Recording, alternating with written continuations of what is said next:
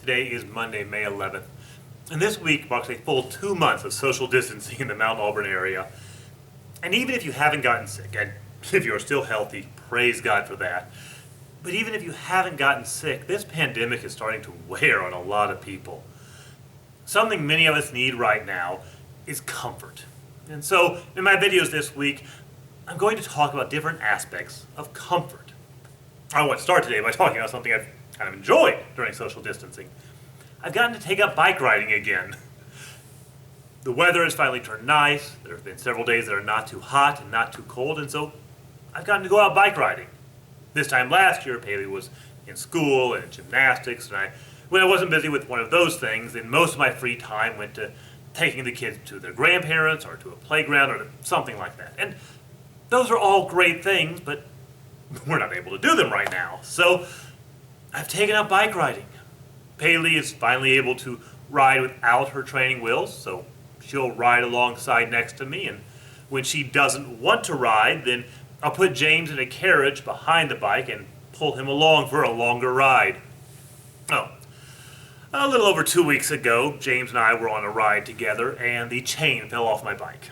Now, I personally am not the most mechanically inclined individual, but I do know how to put chain back on a bike.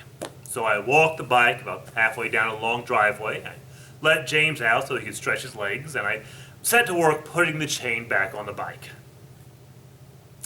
It did not go as planned. First, I tried to put the chain back on the top of the front gear, and it fell off the bottom of the front gear. So I tried to hold it on the bottom of the front gear as I wrapped it back up to the top of the front gear, and it fell off the back gear. So I kind of twisted my arm to hold both the front and the gear on the top and bottom, and I reached over to put the back gear back on, and James made a run for the road. So I had to drop the whole thing and chase him. Well, obviously, I eventually got the chain back on and we made it back home, but maybe you know what that is like as an experience in life. Maybe you had a time when it feels like everything is falling apart right in your hands. You feel like the little Dutch boy where you stick your finger in a dam to plug a hole, and then another finger, and then another finger, and another finger, and another finger, and before long you're running out of fingers and you just wish there was someone who could hold it all together for you.